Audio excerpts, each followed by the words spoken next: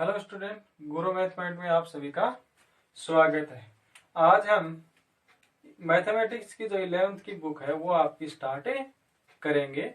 जो आपकी mathematics 11th की बुक है उसका जो पहला चैप्टर है सेट, जिसको समुच्चय बोलते हैं, उसके बारे में हमें आज पढ़ेंगे कि समुच्चय क्या होता है और कैसे बनाया जाता है। तो सबसे पहले हम उसकी डेफिनेशन से स्टार्ट करते हैं कि समुच्चय की डेफिनेशन से समुच्चय डेफिनेशन क्या होती है कि वस्तुओं के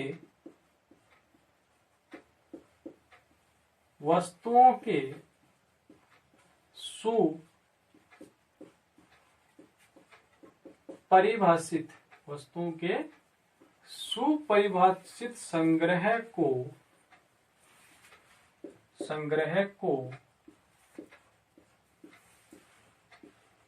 समुच्चय कहते हैं। क्योंकि जो आप संग्रह आप क्या बनाओगे, तो कोई भी आप समुच्चय बनाओगे, वस्तुओं को लोगे, वस्तुओं का इकट्ठा करोगे, उसको संग्रहित करोगे, उसके बाद में उसको हम समुच्चय बनाएंगे। कि समुच्चय कैसे बनेगा देखते हैं। इसमें देखो आपकी डेफिनेशन, उसमें वस्तुओं के सुपरिभाषित संग्रह है। जो आप संग्रह लोगे, जिसके आधार पर आप सेट बनाओगे, वो संग्रह एक सुपरिभाषित होना चाहिए। वो संग्रह सुपरिभाषित कैसे होगा या कैसे नहीं होगा, यदि वो संग्रह सुपरिभाषित है तो सेट बनेगा या नहीं बनेगा।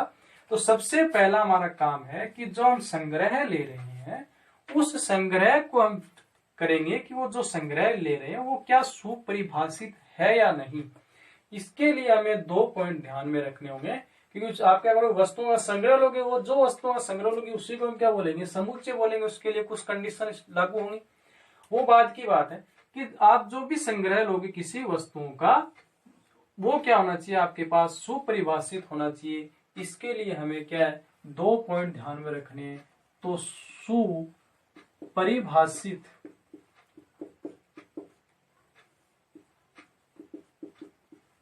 ये सुपरिभाषित संग्रह कौन से होंगे।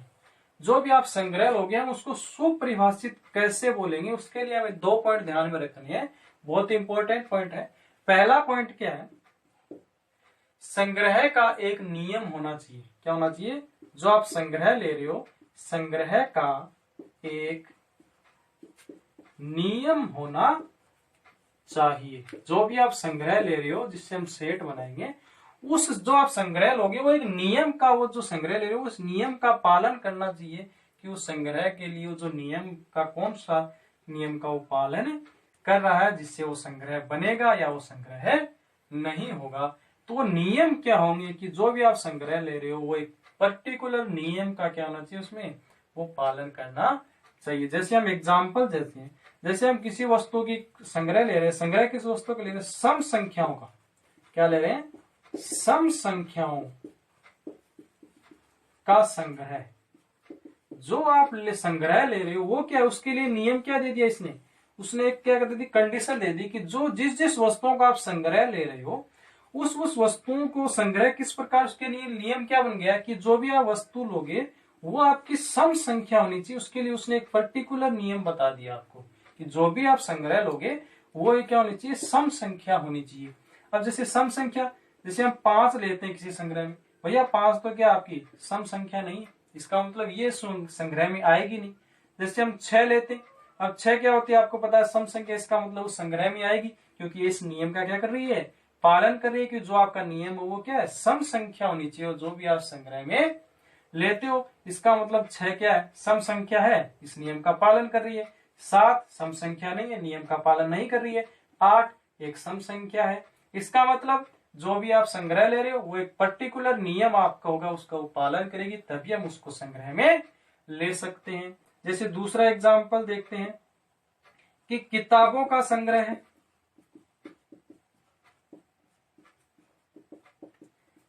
हम बुक्स ले रहे हैं, क्या है, बुक्स का कह रहे हैं, संग्रहित कर रहे हैं ताकि उसको सेट बनाए। अब बुक्स, इसको संग्रह, इसके लिए आपको एक नियम क्या दे दिया, जो आप संग्रह ले रहे हो वस्तुओं का, कि जो भी आप संग्रह में वस्तु लोगे वो क्या होनी चाहिए, आपकी बुक होनी चाहिए। होती कोई भी बुक हो सकती है, जैसे किसी गणित की या विज्ञान की या सामाजिक या किसी की हो सकती है, लेकिन उसके लिए आपको पर्टिकुलर नियम बता दिया कि जो भी आप संग्रह में वस्तु लोगे वो बुक होनी चाहिए। अब मान लो आप संग्रह में कुर्सी ले रहे हो कि हम कुर्सी लेंगे, भैया ये तो इस नियम का पालन नहीं करती, इसका मतलब ये इस संग्रह में आएगी नहीं। या मान लो आप कहते हैं गणित की किताब, ये तो एक बुक है, इसका मतलब ये संग्रह में आ जाएगी। या बोल सकते हो ये विज्ञान की किताब ले, हाँ ये भी क्या आपकी एक बुक है, इसका मतलब ये भी क्या आ जाएगी, इस संग्रह में आ जाएगी। इसका मतलब आपको जो संग्रह लेना है, जिन जिन वस्तुओं का लेना है, उसके लिए पर्टिकुलर नियम दिया कि वो बुक ही होनी चाहिए। इसका मतलब आप कुर्सी तो बुक होती नहीं है, तो ये फर्नीचर होता है, इसका मतलब ये संग्रह में नहीं आएगा, ये इस नियम का पालन नहीं करता है। गणित की किताब ये भी आपकी बुक है, विज्ञान की किताब, इसका मतलब ये दोनों इस पर्टिकुलर नियम का क्या करती हैं, पालन करती हैं, इसका मतलब ये इसे संग्रह में आएगी। पहला पॉइंट ये आपका। अब दूसरा पॉइंट अब देखते हैं इसका सेकंड पॉइंट कि वो संग्रह वो सुपरिभाषित होगा। पहला पॉइंट था कि वो जो संग्रह ले रहे उसके लिए नियम होना चाहिए। दूसरा पॉइंट है कि संग्रह हमेशा समान होना चाहिए। जो भी आप संग्रह लेते हो हर कंडीशन में वो संग्रह आपका क्या होना चाहिए, समान होना चाहिए हमेशा। इसका मतलब क्या है कि अलग अलग व्यक्तियों के लिए अलग अलग व्यक्तियों के लिए संग्रह अलग अलग नहीं होना चाहिए, नहीं होना चाहिए। इसका क्योंकि संग्रह अलग अलग व्यक्ति, जैसे कोई व्यक्ति कोई संग्रह किस वस्तुओं से बनाता है, कोई व्यक्ति कैसे बनाता है, इसका मतलब जो भी आप संग्रह लोगे, जो भी आप संग्रह लेते हो हर कंडीशन में वो संग्रह क्या होना चाहिए, आपका समान होना चाहिए। उसके लिए आपको एक नियम देगा। आज पहला पॉइंट यही था कि जो भी संग्रह लेते हो उसके लिए एक नियम होना चाहिए। दूसरा पॉइंट, जो आप नियम ले रहे हो, जो नियम लोगे वो कोई भी व्यक्ति उस नियम को यदि फॉलो करता है, उस नियम को फॉलो करते हुए यदि संग्रह बनाता है, वो संग्रह हमेशा हमारा क्या होना चाहिए, समान होना चाहिए। किसी भी कंडीशन में वो अलग नहीं होना चाहिए। जैसे हम एग्जाम्पल लेते हैं, 5 सबसे खतरनाक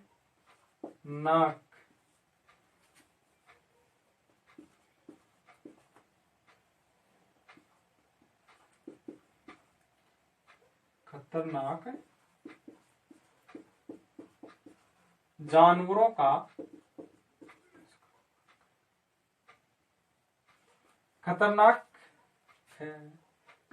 जानवरों का संग्रह है। अब भैया खतरनाक जानवरों का संग्रह जैसे मैं अपने हिसाब से बनाता हूं कि मेरे हिसाब से 5 खतरनाक जानवर ये होते हैं कि मान लो मैंने ले लिया चीता, शेर, सांप, बंदर,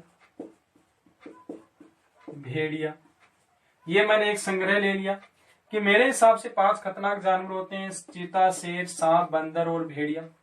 मान लेते हैं आपके हिसाब से कि चीता, शेर, आपके हिसाब से सांप, लेकिन आपके हिसाब से बंदर नहीं होता। यहाँ आपके हिसाब से जो खतरनाक जानवर है 5 में जो आप मानते हो, उसमें क्या आ रहा है कि उसमें जो खतरनाक जानवर है 5 में से जो आप खतरनाक जानवर मानते हो अपने हिसाब से, चीता, शेर, सांप, उसके बिच्छू है और भेड़िया है। मेरे हिसाब से चीता, शेर, सांप, बंदर और भेड़िया है। इसका मतलब ये आप जो 5 खतरनाक जानवरों का, क्योंकि ये नियम दे रखा है कि जो आप संग्रह लोगे वो 5 खतरनाक जानवरों का होना चाहिए।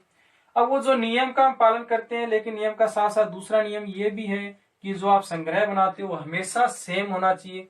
इस नियम के हिसाब से तो हमने 5 खतरनाक जानवर लिख लिए, लेकिन हर व्यक्ति के हिसाब से जो आप संग्रह बनाओगे वो भी सेम होना चाहिए। अब भैया यहाँ देखो ये तो ठीक है, लेकिन आप मेरे हिसाब से तो बंदर सबसे खतरनाक होता है 5 जानवरों में से, आपके हिसाब से क्या होता है, बिच्छू होता है 5 सबसे खतरनाक जानवरों में से। इसका मतलब ये अलग अलग व्यक्तियों के हिसाब से संग्रह जो बन रहा है वो अलग अलग बन रहा है। इसका मतलब क्योंकि ये सुपरिभाषित नहीं हो रहा, इसका मतलब ये आपका क्या होगा, सेट नहीं होगा, क्योंकि ये आपका समुच्चय बनेगा ही नहीं। क्योंकि पहला नियम तो आपको दे दिया, उस हिसाब से आपने लिख लिया, लेकिन दूसरी कंडीशन वो फॉलो नहीं कर रहा है, क्योंकि हमेशा ये समान होना चाहिए, अलग अलग व्यक्तियों के हिसाब से ये अलग अलग नहीं होना चाहिए। इसका मतलब ये जो आपका संग्रह है वो सेट कभी भी नहीं बन सकता है। जैसे दूसरा एग्जाम्पल हम लेते हैं,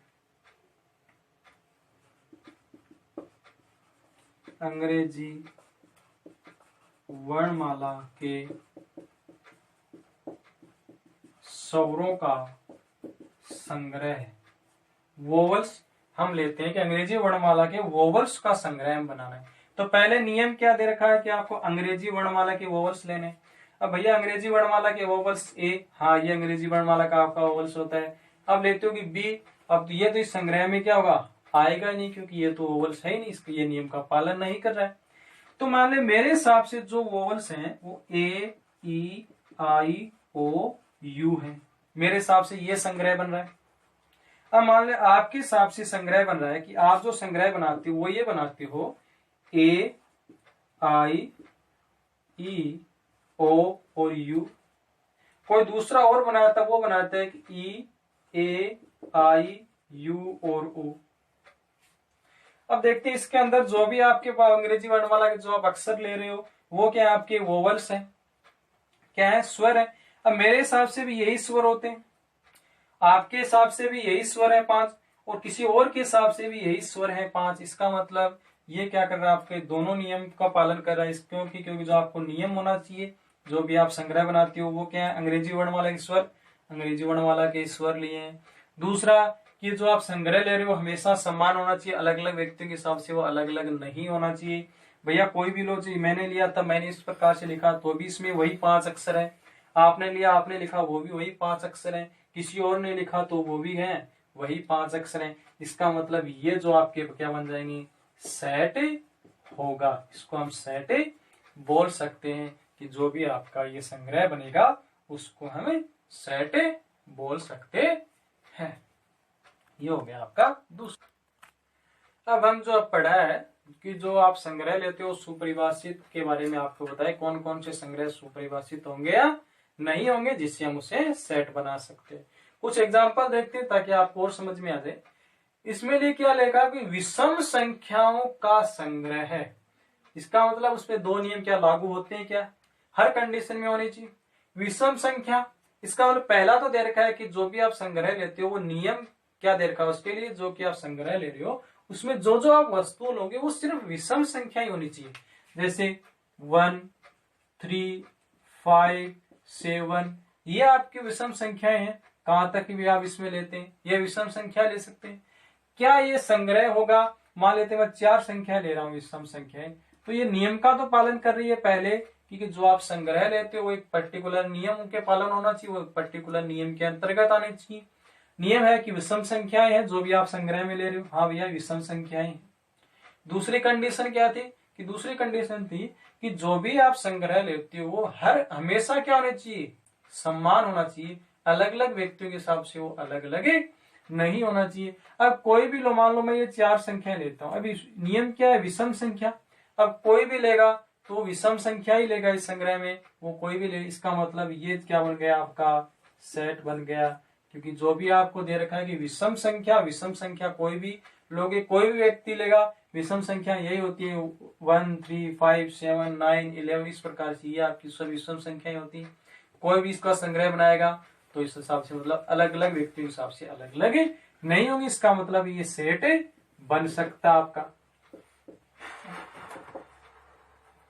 पर्टिकुलर सेट कैसे बने उसके लिए और थोड़ी बहुत कंडीशन है, लेकिन हमें क्या पहले संग्रह पढ़ रहे हैं कि जो आप संग्रहित कर रहे हो वस्तुओं को वो क्या सही किया है या नहीं।